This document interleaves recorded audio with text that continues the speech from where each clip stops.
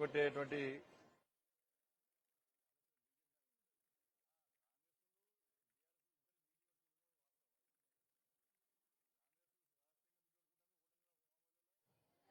BRS వాళ్ళు కాంగ్రెస్ వాళ్ళు meeting పెట్టుకుంటున్నారు. వీళ్ళు ఏమంటారు, మాకు టచ్ ఉండరు, వీళ్ళు అంటున్నారు. మాకు టచ్ ఉండరు, వాళ్ళు అంటారు. ఎవరు టచ్ ఉండరు మాకు తెలియదు. ఇప్పుడు భారతీయ జనతా పార్టీ అలాంటి ఆలోచన ఉండదు. భారతీయ జనతా పార్టీకి ఒక సిద్ధాంతం ఉంటుంది. మాకు ఒక నరేంద్ర మోడీ నాయకుడు ఉన్నారు. నరేంద్ర మోడీ గారి నాయకత్వంలో భారతీయ జనతా పార్టీ సిద్ధాంతం కోసం పనిచేస్తున్న ఎవ్వరు కూడా ఆలోచించారు. ఎవరంటే ఆలోచిస్తే వాళ్ళు పార్టీకి ద్రోహులుగా మిగిలిపోతారు. అంతే తప్ప అటువంటి ఆలోచన ఉందని నేను ఎప్పుడు ఇంట్లో చూడలే కూడా.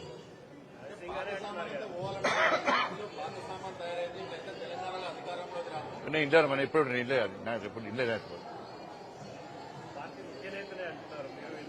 నేను ఇల్లే ఇంకా నేను రాక హోలీ బిజీలో ఉన్నా. నేను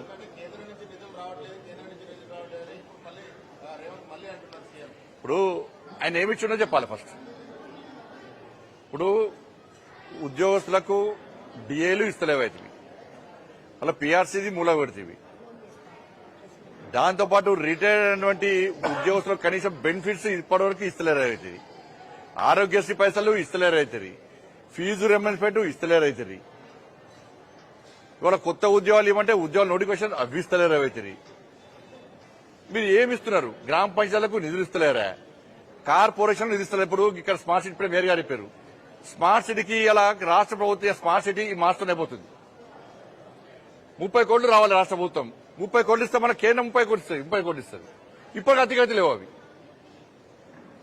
మ్యాచింగ్ గ్రాంట్ ఇస్తలేరు. పోనీ ఏమైనా అభివృద్ధి చేద్దామంటే భూసేకరణకు సహకరిస్తలేరు. భూసేకరణ వాళ్ళకు డబ్బులు ఇస్తలేరు. వాళ్ళు కోటి పోతున్న ఆపుతున్నారు. ఇప్పుడు గింత అభివృద్ధికి సహకరించడానికి కేంద్ర ప్రభుత్వం సిద్ధంగా ఉన్నప్పటికీ ఇది కేసీఆర్ గారు గిట్నే 10 సంవత్సరాలు గిట్నే గిదే వాగుడు వాగిండు. కేంద్రం సహకరిస్తా అంత పీకేడు. ఈ కాంగ్రెస్ పార్టీ పరిస్థితి గదే అవుతుంది. మీరు కేంద్రాన్ని బదనాంచాలనుకుంటే సూర్యుడి మీద ఉమ్మేసినట్టు అవుతుంది పరిస్థితి. రాసి పెట్టుకోండి. మీరు ఒక్కసారి వింటారు, 2 సార్లు వింటారు.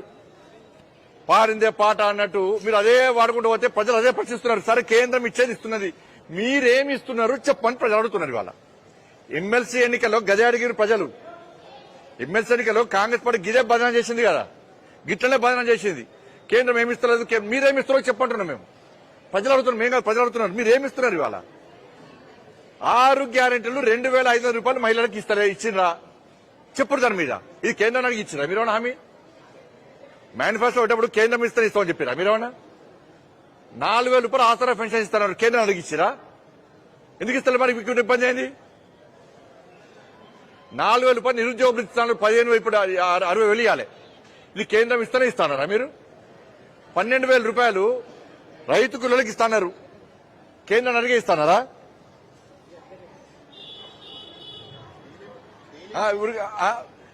అంటే ఏ స్కీమ్ అయినా కూడా ఈ 6 గ్యారెంటీలు కేంద్రం అడిగినా కేంద్రం ఇస్తారా?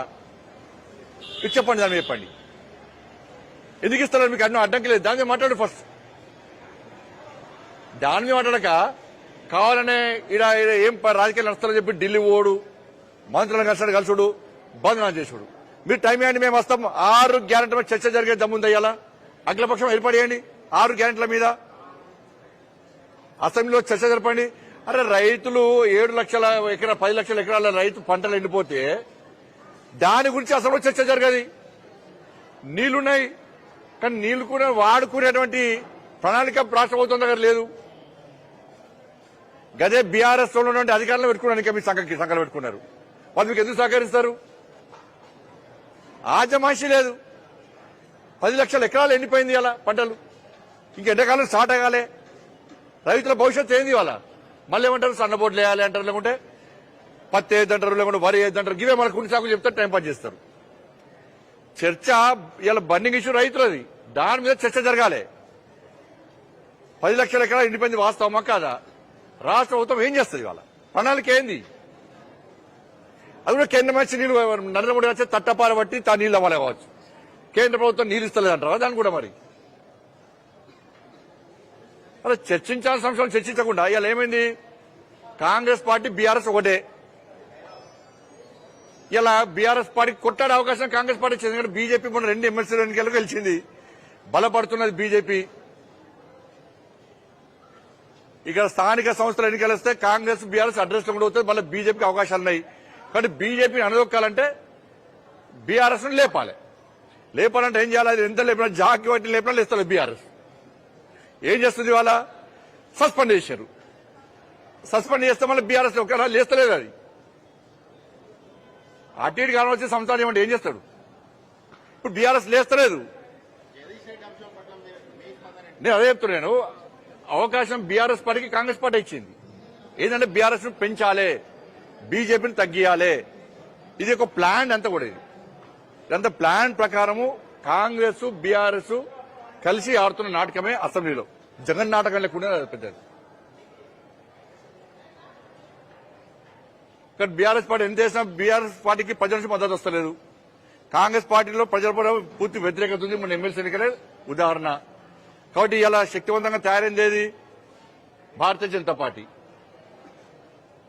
కాబట్టి ఇటువంటి పరిస్థితుల్లో లోకల్ బాడీ ఎన్నికల గురించి చర్చ లేదు, 6 గ్యారంటీల గురించి చర్చ లేదు, బకాయిల గురించి చర్చ లేదు, రైతుల సమస్యల గురించి చర్చ లేదు. వాటి మీద చర్చించాల్సిన అసెంబ్లీ ఓళ్ళు తిట్టుకుంటే ఇవాళ 4 గంటల పాటు ఇవాళ అసెంబ్లీని నడవకుండా ఆపిర్రు అంటే ఒక విషయం మీద ఇంతకంటే ఘోరం ఇంకోటి కాదు.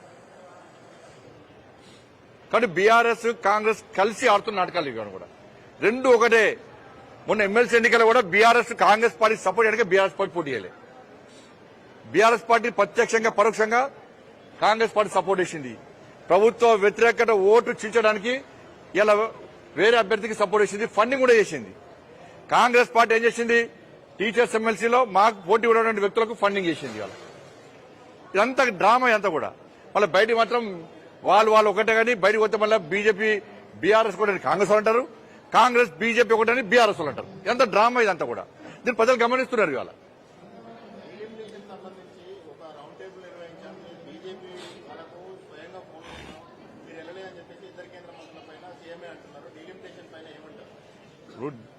ప్రభుత్వం దగ్గర ఒక పారదర్శకత ఉండాలి, ఒక ప్రణాళిక ఉండాలి. ఏం లేకుండా మీ ఇష్టానుసారంగా చేసుకుంటామంటే ఎవరింటారు? కాబట్టి అన్ని అబద్దాలతోనే కాలం వెలిపిస్తున్నారు. ఏ మళ్ళీ చెప్తున్నా, మీ అబద్దాలు పక్క పెట్టి అబద్దాలు ఎక్కువ నడవయి. కేసీఆర్ గిట్లా అబద్దాలు ఫామ్ హౌస్ పరిమితం చేశారు. మిమ్మల్ని అతి తక్కువ సమయంలోనే ఇంటికి పంపుతారు ప్రజలు. అంత తీవ్ర వ్యతిరేకత ఉన్న ప్రజల లోపల. ప్రజలు కసితో ఉన్నారు, సమస్యలతో తలెడుతున్నారు.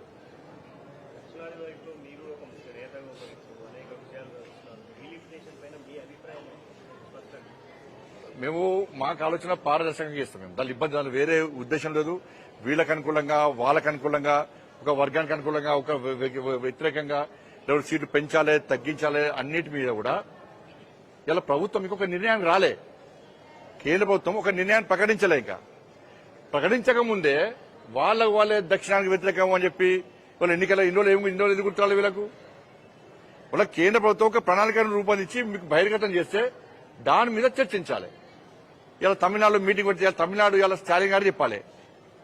రూపాయిని బొమ్మ లోగో తయారు చేసిన వరకు తమిళనాడు వాళ్ళే. ఇలా వాళ్ళు దాన్ని వ్యతిరేకిస్తున్నారు, వాళ్ళ కించపరుచుకుంటున్నారు.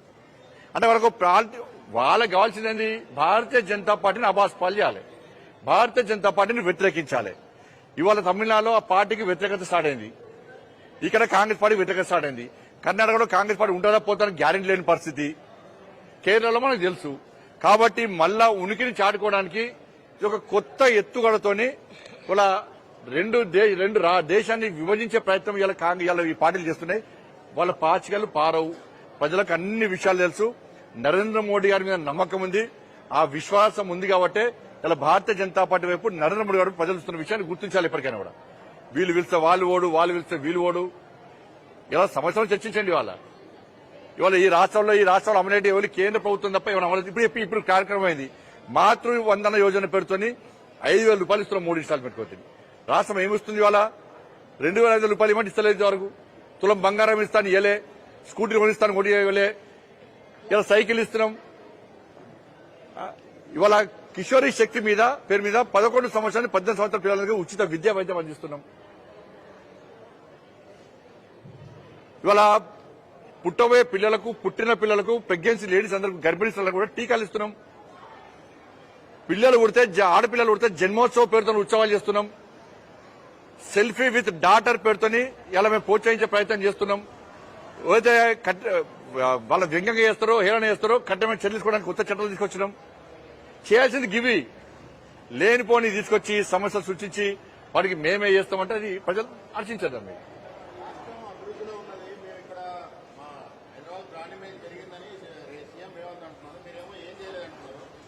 ఇలా భాగ్యనగర్ అనేది డ్రగ్స్ కి అడ్డగా మార్చారు.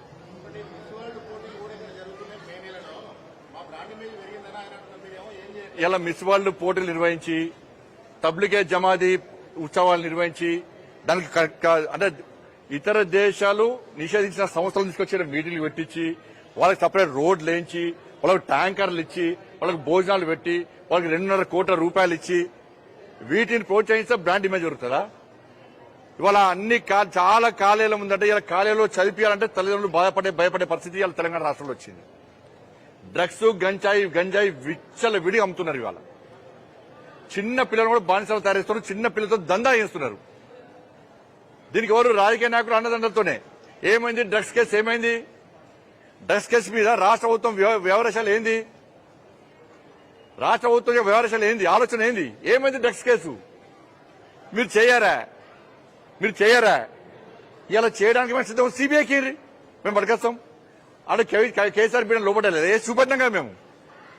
ఇలా మీరు ఒక్కరిని కనీసం కేసీఆర్ కూడా ఒక్కరిని కాళేశ్వరం కేసీఆర్ పీకే Kaleshwaram case out. Phone tapping case ఏమైంది? అరే నిందితులు క్లియర్ గా మా పెద్ద ఆయన చెప్తేనే మేము ఫోన్ ట్యాపింగ్ చేస్తామని చెప్పి వాంగ్మూలం ఇచ్చిండ్రు. ఏమైంది? అలా మీ ప్రభుత్వం ఉన్నప్పుడే పారిపోయారు వాళ్ళు, అమెరికా పారిపోయారు. మీ ప్రభుత్వం ఉన్నప్పుడే ముఖ్యమంత్రి గారు రేవంత్ రెడ్డి గారి కళ్ళ ముందు, హోమ్ మినిస్టర్ కూడా రేవంత్ రెడ్డి గారే, వారి కళ్ళ ముందే నిందితులు దర్జాగా అమెరికాకు పారిపోయారు. ఏం చేశారు మీరు? ఎందుకు ఆపలేకపోయినారు? ఎందుకు అరెస్ట్ చేయలేకపోయినారు? మీరు పంపిస్తారు, మేము పట్టుకురావాలి. మీ కళ్ళ ముందు వారిపోతారు వాళ్ళు, మేము పట్టుకురావాలి. ఇప్పుడు ఇవాళ బదనం చేస్తారు. మళ్ళా డ్రగ్స్ కేసు ఏమైంది? పోయింది. ఫోన్ ట్యాపింగ్ కేసు ఏమైంది? పోయింది.